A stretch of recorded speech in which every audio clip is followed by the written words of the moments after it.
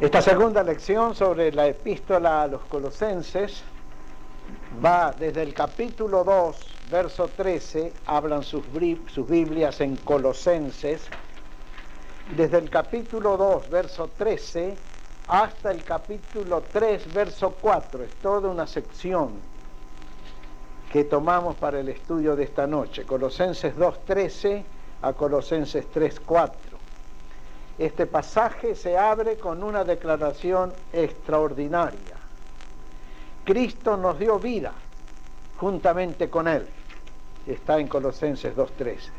Miren qué cosa tan grande. Cristo nos dio vida juntamente con Él. Su misma vida, trasladada, implantada en nosotros, desarrollada en nosotros.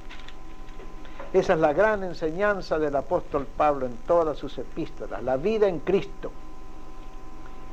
Cosa que ninguna religión enseña tal cosa. Y termina esta sección con otra más extraordinaria aún, si se quiere, otra declaración más extraordinaria. Cuando Cristo, vuestra vida, se manifieste, entonces vosotros también seréis manifestados con Él en gloria. Colosenses 3, verso 4. ¿Cuándo se va a manifestar Cristo y qué significa manifestarse? En su segunda venida, cuando Él se haga visible al mundo entero, cuando Él se haga visible al mundo entero. Por ahora Cristo es invisible, por ahora lo vemos solamente aquellos que lo hemos recibido como nuestro Señor y como Salvador y lo sentimos en nuestra alma, pero verlo no lo ve nadie. Pero cuando Él venga en su segunda venida, cuando aparezcan las nubes del cielo, y la Biblia habla abundantemente de la segunda venida de Cristo, entonces se manifestará. La palabra griega en el Nuevo Testamento es la famosa palabra parusía, que significa justamente eso, manifestación, presencia. Algo que de golpe se manifiesta, se muestra a la vista del mundo entero. Cuando Cristo se manifieste, nosotros los creyentes nos manifestaremos juntamente con Él. Brillaremos como Él brilla. Tendremos en nosotros la gloria que Él trae. Y entonces entraremos a gozar de la plenitud de la bendición del Evangelio de Cristo. La plenitud de la vida que Él nos ha dado. Vamos a ser como un eco a su luz. Él va a venir en las nubes del cielo, va a manifestar su gloria, y nosotros los humildes, sencillos, creyentes en Cristo, que al parecer somos nada en este mundo, de repente vamos a brillar. Una vez hace muchos años bajamos con Reina, íbamos en viaje a Kansas City, Missouri, a una caverna muy hermosa que hay en el estado de Arizona. Cualquiera puede bajar porque es un lugar turístico. Lo descienden a uno en ascensores a 70 metros bajo la superficie. Y un guía lo lleva a uno por todas las galerías de la caverna. Y de repente lo ponen a uno frente a una pared de rocas, son puras rocas. Allí no hay cemento ni ladrillo, todo es roca natural. Y el guía enciende una luz y de pronto toda la pared de roca se vuelve luminosa con todos los colores del arco iris. Es algo bellísimo de ver. Pero la luz especial del guía hace resaltar los colores de la roca, y usted ve allí el rojo, el anaranjado, el verde, el violeta, el añil, el azul. La luz del guía especial hace brillar la luz de la roca, la luz que está escondida en la roca. Así me imagino yo la segunda venida de Cristo. Él viene y la luz que está en nosotros brilla conforme a su gloria. Así dice Pablo en Colosenses 3:4, cuando Cristo, vuestra vida, se manifieste, vosotros también seréis manifestados con Él en gloria. Bien, esta lección se titula La vida en Cristo, y hablamos de 7 cosas emanadas de la vida en Cristo. Vamos a leer algunos versículos. A ver, ¿quién lea? Colosenses 2, verso 7, verso 13, Colosenses 2:13. Ahí estamos. Colosenses 2:13. Arraigados y sobreedificados en Él y confirmados en la fe, así como habéis sido enseñados. No, Colosenses 2:13.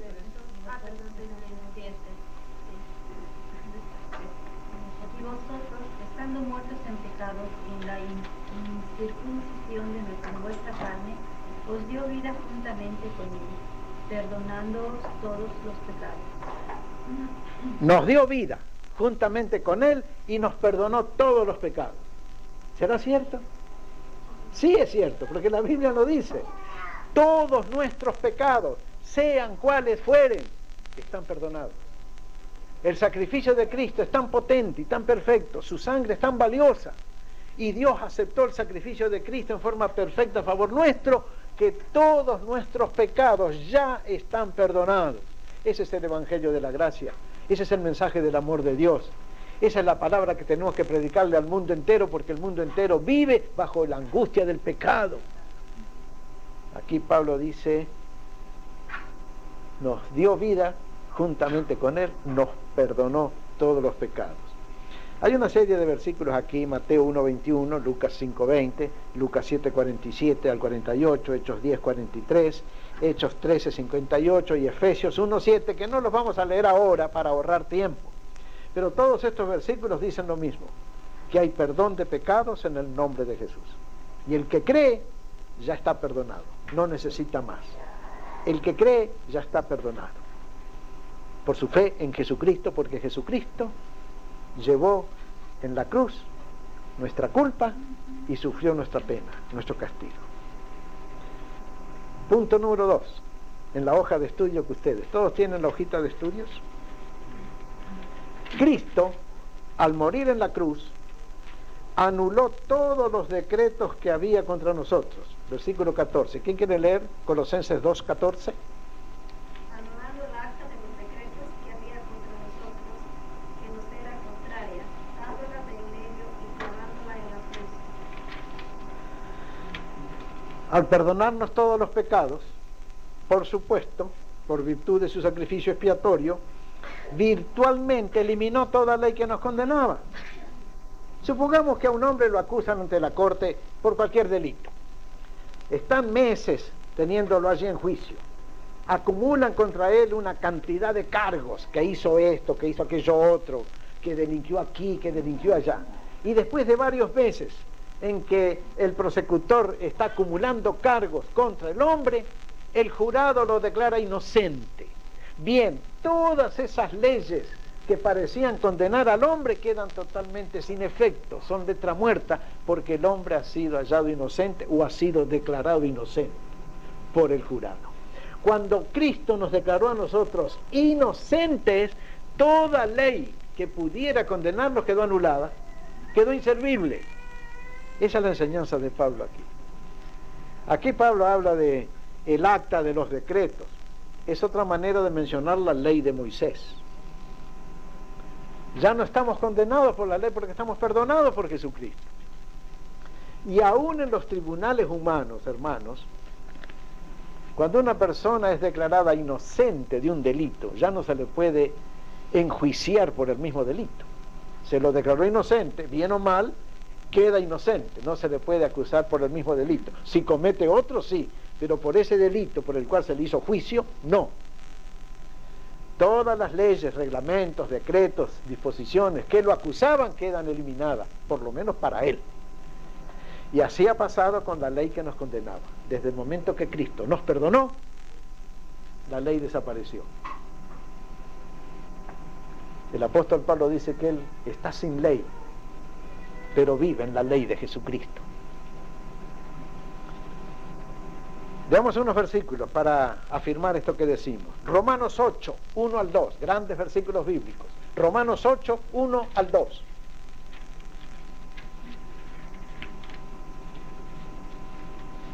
Ahora pues, ninguna condenación hay para los que están en Cristo Jesús, los que no andan conforme a la carne, sino conforme al Espíritu. Porque la ley del Espíritu de vida en Cristo Jesús me ha librado de la ley del pecado y de la muerte. Aquí Pablo ya le da un cariz espiritual a la cosa. Ninguna condenación hay para los que están en Cristo. Y si dice ninguna condenación, es ninguna condenación. Punto. ¿Para qué discutir más? ¿Para qué buscarle 5 pies al gato cuando todo el mundo sabe que tiene 4? ¿Para qué buscar pelos en la sopa? La Biblia dice ninguna condenación hay para los que están en Cristo. Punto. No hay condenación. Estamos libres, estamos perdonados, Estamos liberados de aquella carga que nos agobió años y años. Porque la ley del Espíritu de vida en Cristo Jesús me ha librado de la ley del pecado y de la muerte. Una salvación dinámica, una salvación que trabaja en nosotros, que actúa en nosotros. No solamente hemos sido absueltos por el tribunal divino, hemos sido librados de ese pecado que nos llevó al tribunal. Es lo que no hacen las cortes. Porque una corte puede declarar inocente a un criminal, pero no lo libra de la tendencia al crimen. Sale de la corte y es capaz de cometer otra vez el mismo delito. Pero con Cristo no. Nos perdona los pecados y nos da poder para no volver a caer en el pecado. Ahí está el poder del Evangelio de Cristo, el poder dinámico de la salvación, le llamamos.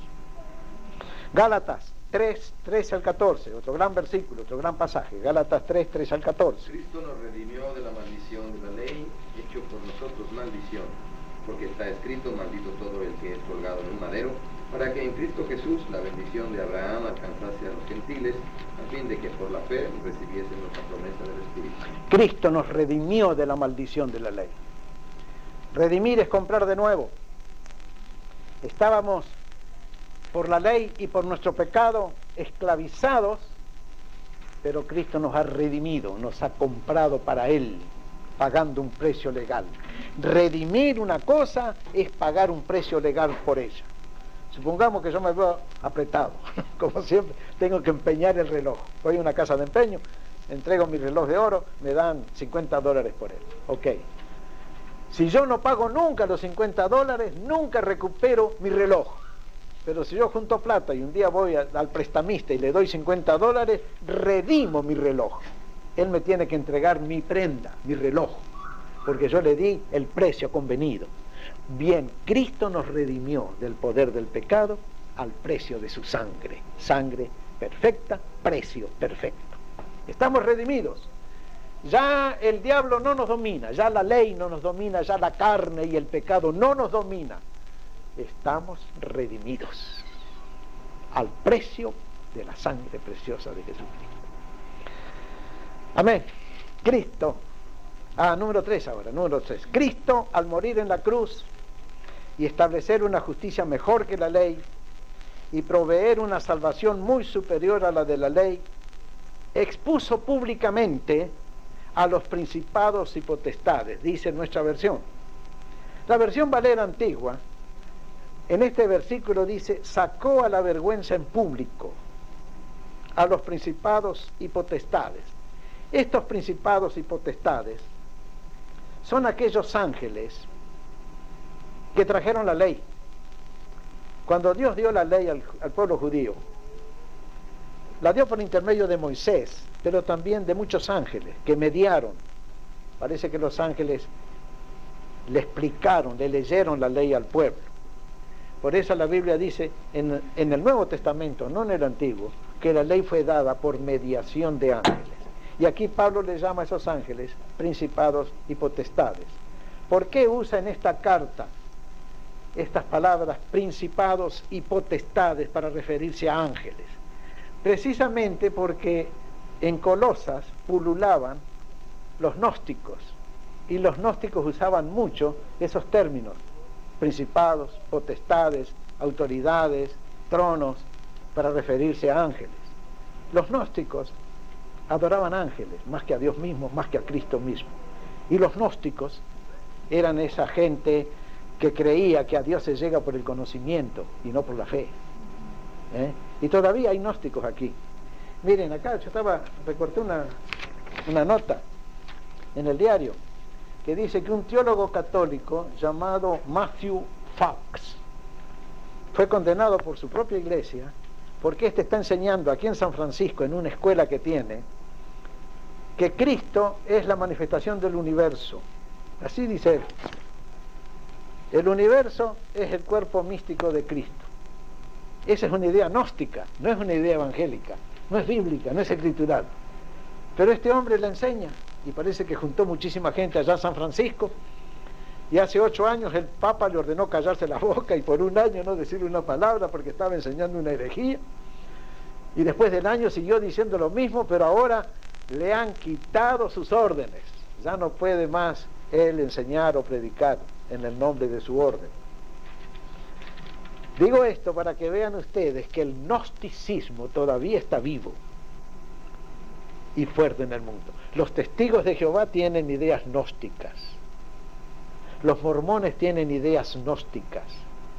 La gente de la nueva era, de la New Age, de la cual Shirley MacLaine, la artista de cine, es una de las cabecillas, tienen ideas gnósticas. Los hindúes tienen ideas gnósticas. Pero nosotros los evangélicos tenemos ideas bíblicas, escriturales, nos guiamos por la palabra de Dios. Entonces, estos principados y potestades que Jesús expuso a la vergüenza cuando Él murió, son los ángeles mediadores de la ley. Claro, al ofrecer Jesús un sacrificio que anula prácticamente la ley, aquellos ángeles que eran adorados por los gnósticos de Colosas quedaron en ridículo, quedaron en vergüenza. Y las versiones antiguas de la Biblia dice, los sacó a la vergüenza, los expuso públicamente a la vergüenza. Así que entendamos, la ley y los ángeles mediadores de la ley han quedado fuera de carrera por el sacrificio de Cristo que libera al hombre de la ley del pecado y de la muerte. Aleluya. Punto número 4. Cristo, al darnos una justicia perfecta y una libertad perfecta, nos pone a cubierto de todo juicio y todo juzgador. Versos 16 al 17. Colosenses 2, 16 al 17. Léanlo. Por tanto, nadie os juzgue en comida o en bebida o en cuanto a días de fiesta, luna nueva o días de reposo, todo lo cual es sombra de lo que ha de venir, pero el cuerpo es de Cristo. Nadie os juzgue, dice Pablo. Nadie venga a criticarlos, nadie venga a imponerles leyes, nadie venga a condenarlos por esto o por aquello. Hay mucha gente siempre dispuesta a criticar, siempre dispuesta a poner leyes, siempre dispuesta a condenar y atacar, especialmente en las iglesias evangélicas, y atacan a las mujeres sobre todo, que si se pinta, que si no se pinta, que si usa pantalones, que no usa pantalones, que tiene la pollera larga, la pollera corta, que tiene manga larga, manga corta. Ufa, siempre mirando la paja en el ojo ajeno sin ver la viga que está en el propio. Pablo se enoja contra esta gente que le quería quitar a los de Colosas, que habían recibido muy bien el evangelio, su libertad. Lo mismo se queja en cuanto a los de Galacia. Y acá hay un versículo, dice Gálatas y no dice nada allí, ¿no? Bueno, anoten, el versículo es este, Gálatas 2, 3 al 5. Y léanlo ya, Gálatas 2, 3 al 5. Y anoten en su hojita, Gálatas 2, 3 al 5. A mí se me chispoteó, como dice Chespirito, y Ricardo no supo qué poner allí. Yo me olvidé de ponerlo. Pero es Gálatas 2, 3 al 5. ¿Quién lee ese pasaje? Mas ni aun Tito, que estaba conmigo, con todo y ser griego, fue obligado a circuncidarse. Y esto a pesar de los falsos hermanos introducidos a escondidas, que entraban para espiar nuestra libertad que tenemos en Cristo Jesús, para reducirnos a esclavitud, a los cuales ni por un momento accedimos a someternos, para que la verdad del Evangelio permaneciese con vosotros. En la iglesia de Roma, en la iglesia de Galacia, en la iglesia de Corinto era el mismo problema. Y ese problema ha seguido en todos los siglos en la iglesia de Cristo hasta el día de hoy. Hay gente que tiene espíritu amoroso, espíritu cariñoso, espíritu comprensivo. Y hay gente que tiene espíritu criticón. A la gente que le gusta criticar, condenar, atacar. Que andan viendo lo malo en los demás. Y Pablo dice a los de Gálatas, hay falsos hermanos que se meten en las iglesias para espiar la libertad que tenemos en Cristo. Y dice Pablo, yo no cedí a esta gente ni por un minuto para que la libertad que tenemos en Cristo permanezca. Otro pasaje interesante está en Romanos 14, versículos del 1 al 5, ¿no? Sí, Romanos 14 del 1 al 6. Recibid al débil en la fe, pero no para contender sobre opiniones, porque uno cree que se ha de comer de todo, otro que es débil come legumbres. El que come no menosprecia al que no come, y el que no come no juzgue al que come, porque Dios le ha recibido. ¿Tú quién eres que juzgas al criado ajeno? Para su propio Señor está en pie o cae, pero estará firme porque poderoso es el Señor para hacerle estar firme. Uno hace diferencia entre día y día, otro juzga iguales todos los días. Cada uno esté plenamente convencido en su propia mente. El que hace caso del día, lo hace para el Señor, y el que no hace caso del día, para el Señor no lo hace. El que come, para el Señor come, porque da gracias a Dios, y el que no come, para el Señor no come, y da gracias a Dios. Aquí tenemos que decir una cosa. A veces el pastor, o hermanos prudentes y sabios de la iglesia, tienen autoridad para decirnos algo. Pero nos corrigen con amor, nos corrigen con el deseo de que mejoremos nuestra vida cristiana y con el deseo de que se mantenga el buen testimonio de la iglesia. Eso está muy bien hecho.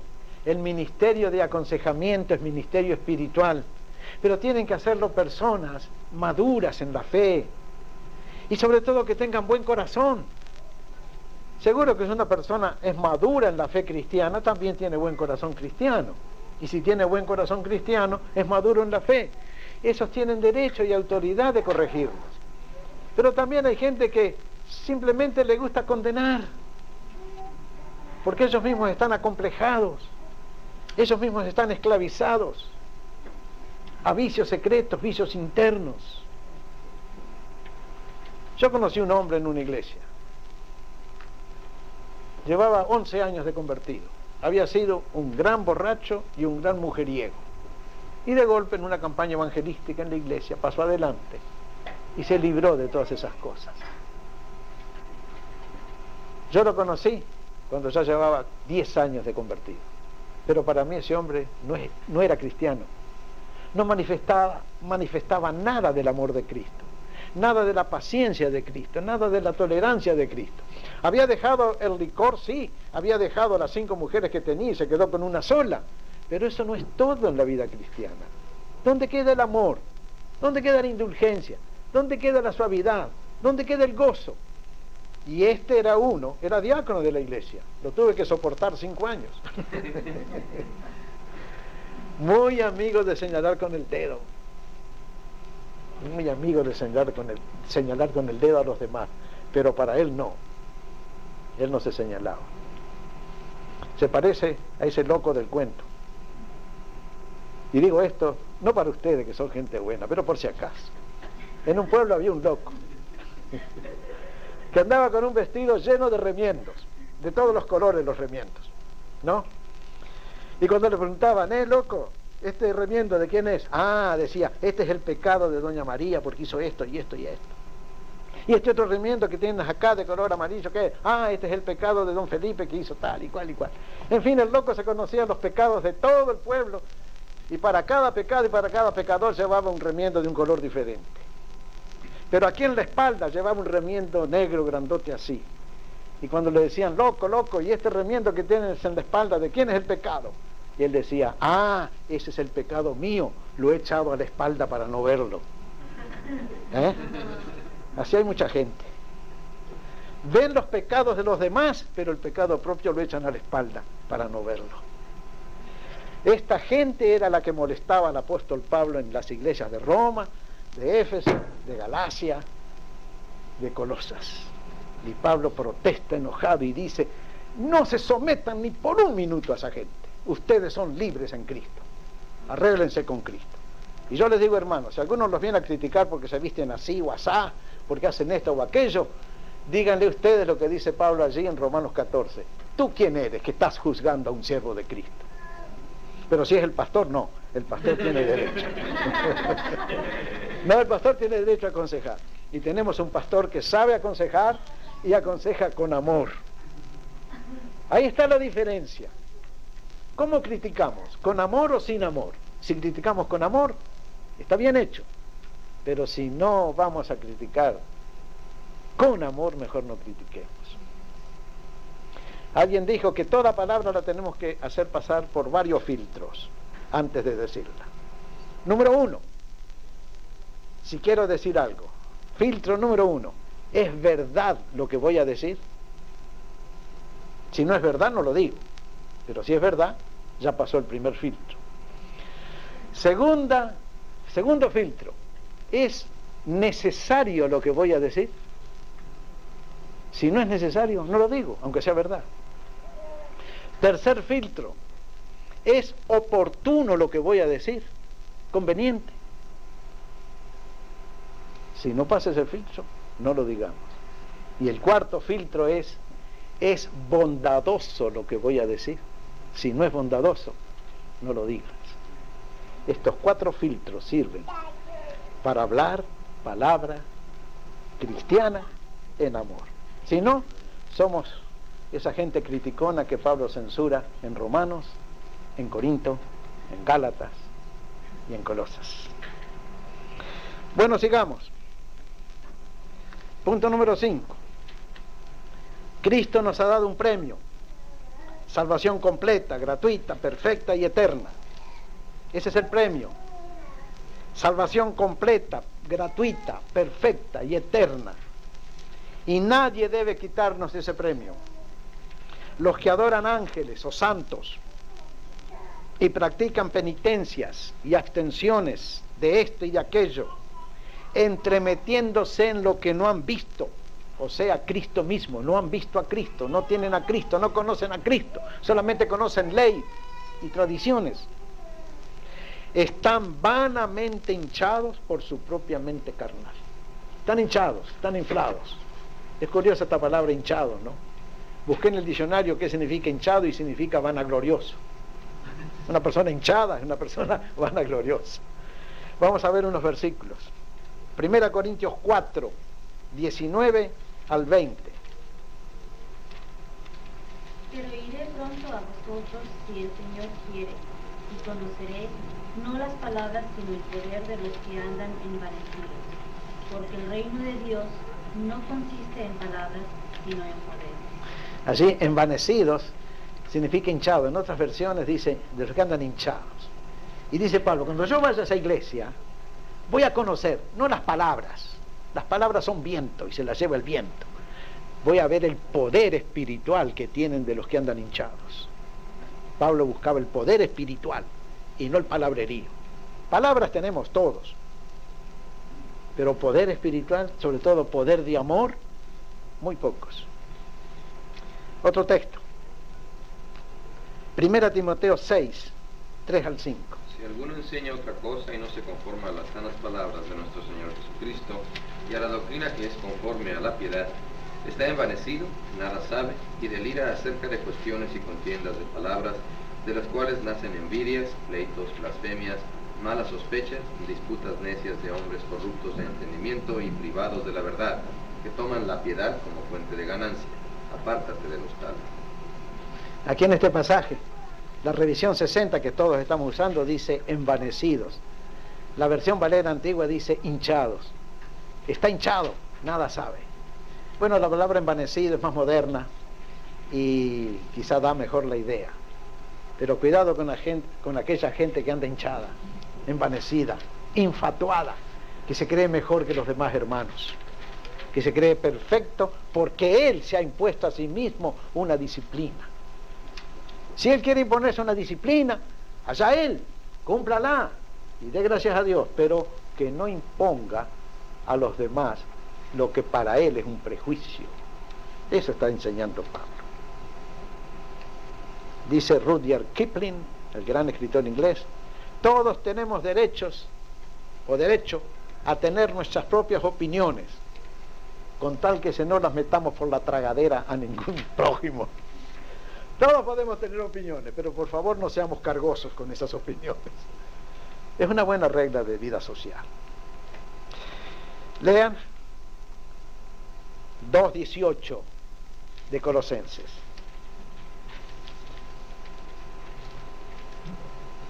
Nadie os prive de vuestro premio. Sí, hermanos queridos, que nadie los prive a ustedes del gozo de la salvación. Que nadie los prive del amor de Cristo que ya están gozando. Que ya nadie los prive de la paz de Dios que está derramada en sus corazones. Que nadie los prive de la seguridad de su salvación. que nadie los prive de ninguna bendición que han gozado desde el día que caminan con Cristo. Los tradicionalistas, los legalistas, los prejuiciados, allá ellos, oren por ellos, perdónenlos, pidan que el Señor les revele la libertad cristiana, pero no les hagan caso. No se dejen privar del premio de la salvación, ustedes que son de Cristo. Punto número 6. Solamente Cristo puede hacer crecer armónica y maduramente al cristiano por virtud de la unión hipostática. Versículo 19. ¿Quién lee?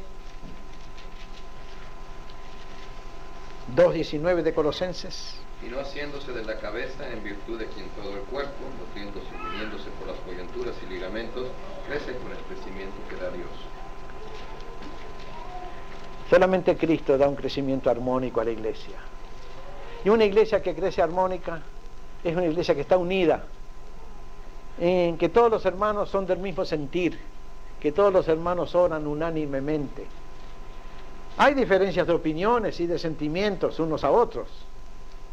No somos nosotros clones, todos idénticos unos a otros.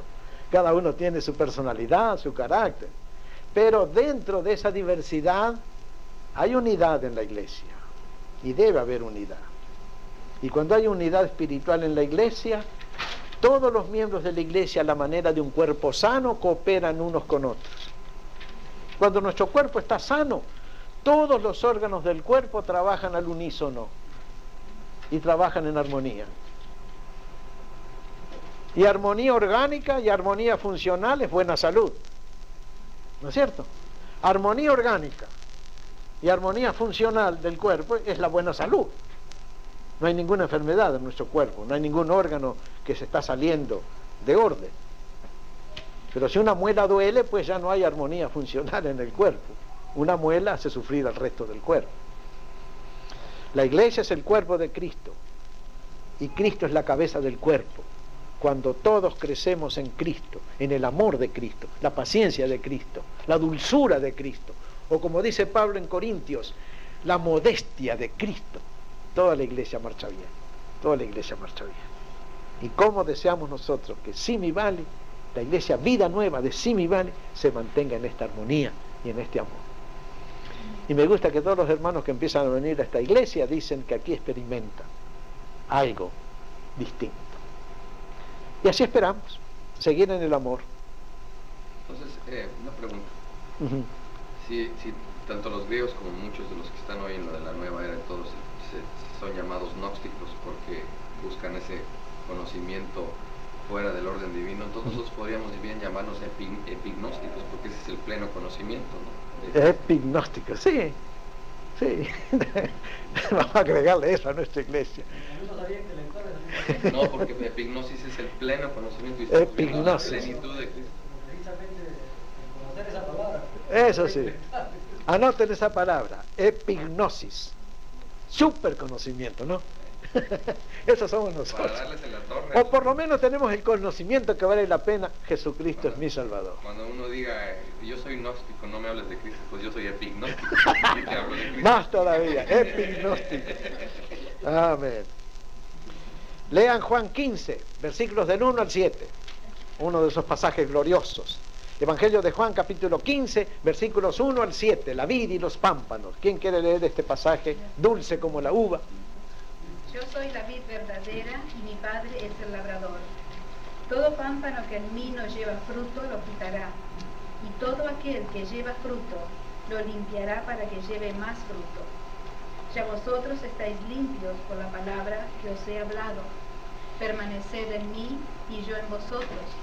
Como el pámpano no puede llevar fruto por sí mismo, ni si no permanece en la vid, así tampoco vosotros si no permanecéis en mí. Yo soy la vid, vosotros los pámpanos. El que permanece en mí y yo en él, éste lleva mucho fruto, porque separados de mí nada podéis hacer. El que en mí no permanece será echado fuera como pámpano, y se secará, y lo recogen, y los echan en el fuego y arden. Si permanecéis en mí, y mis palabras permanecen en vosotros, pedid todo lo que queréis y os será hecho. Qué hermoso pasaje.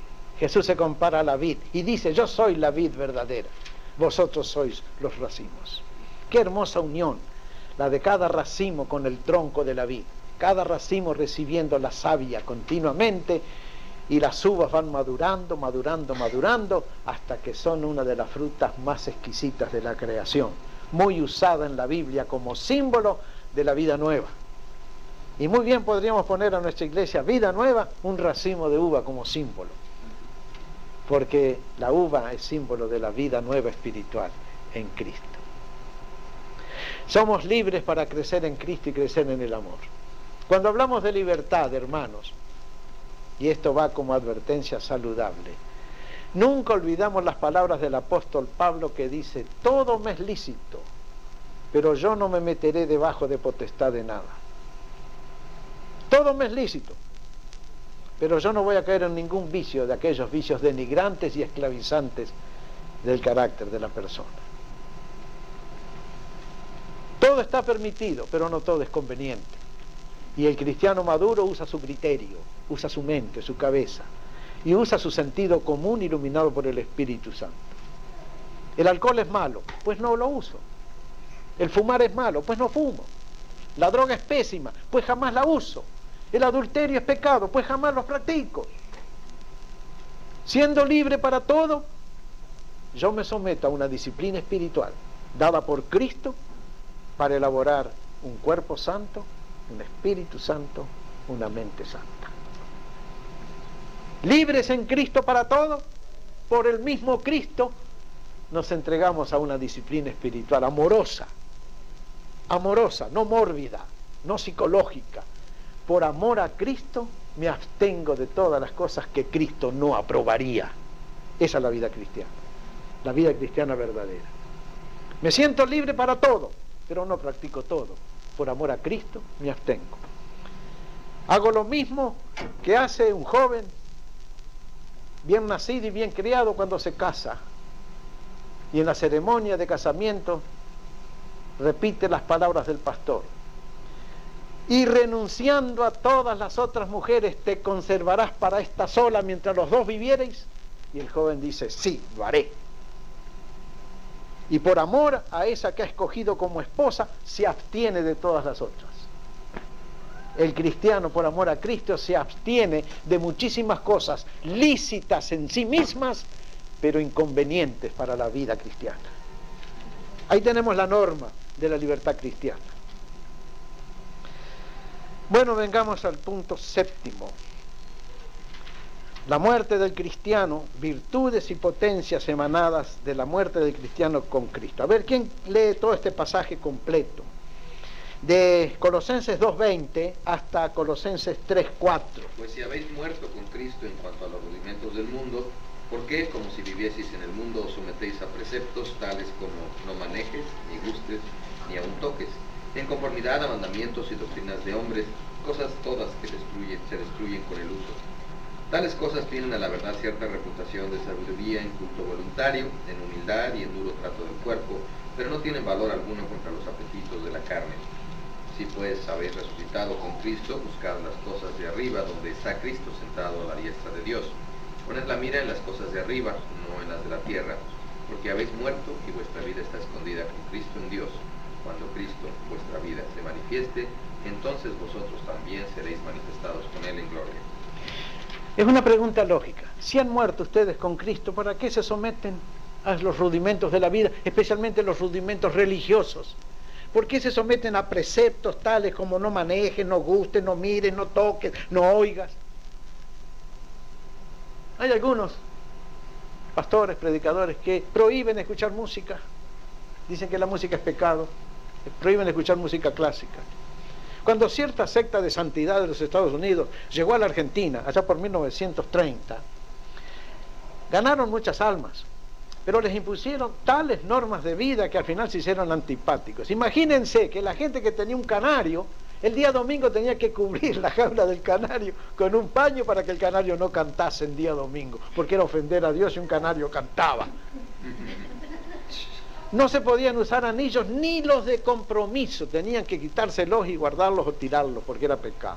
Por supuesto no se podía escuchar radio era pecado, hasta en 1930 era pecado. Y un montón de otras cosas que ellos mismos impusieron. No se podía comprar una casa, tener una propiedad era pecado. Ridículo, ridículo. Una pregunta. Sí.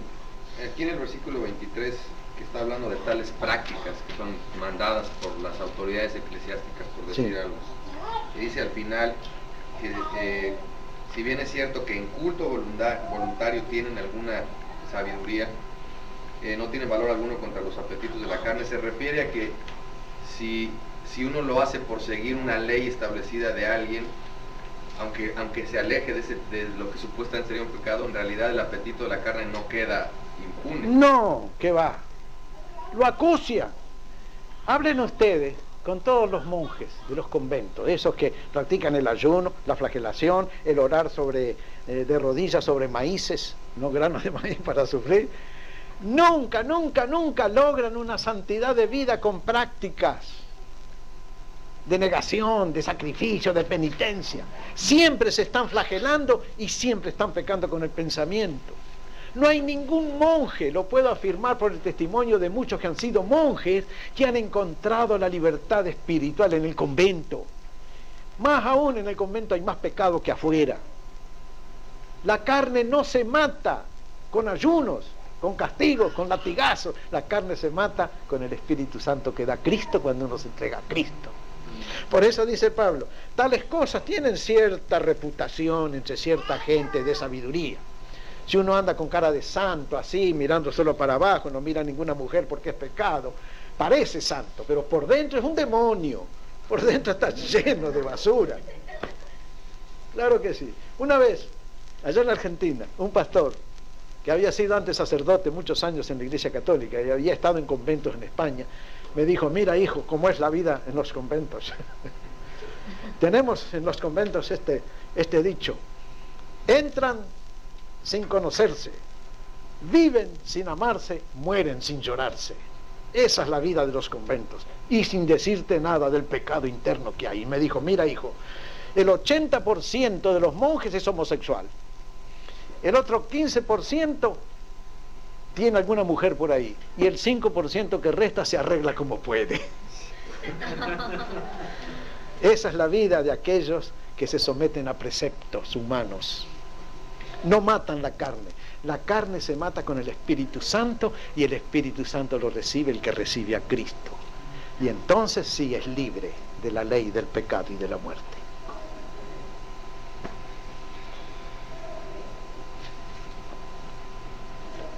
Cosas tales como legalismos, ascetismos, negaciones, son solo cultos voluntarios y psíquicos, no cultos del Espíritu Santo. Gente que se traza ellos mismos en la mente, en su psiquis, una rígida norma de vida y quieren vivir conforme a esa norma, que Cristo no se las impone. Ellos se las imponen porque se les ocurre. O se las impone el convento, se las impone la religión, o el sacerdote, o el confesor, o vaya a saber quién. Y a veces el pastor en alguna iglesia evangélica que anda descaminado. Sí, cómo no, Beatriz. Gracias, hermano Beatriz. A ver, ahora. Ya, tonta. Bueno, continuando hasta terminar. En punto número 7, acápite C, el cristiano debe vivir con la mirada puesta arriba, donde está Cristo. Colosenses 3:1 dice, si pues habéis resucitado con Cristo, buscad las cosas de arriba, donde está Cristo sentado a la diestra de Dios. Poned la mira en las cosas de arriba, no en las de la tierra. El cristiano vive esperando, con calma, con serenidad, esperando el regreso del Señor. Y nos libramos de fanatismos locos que abundan en estos días. El Señor Jesucristo prometió volver, y su iglesia lo está esperando desde hace 2000 años. Lo esperamos porque lo amamos, porque Él está en nuestro corazón. Esperamos verle venir glorioso en las nubes del cielo. Porque lo amamos, lo esperamos, y eso nos basta y no andamos mirando señales en el cielo ni señales en la tierra, porque la fe nuestra nos dice, el Señor vendrá cumpliendo su promesa. Bien, hasta aquí la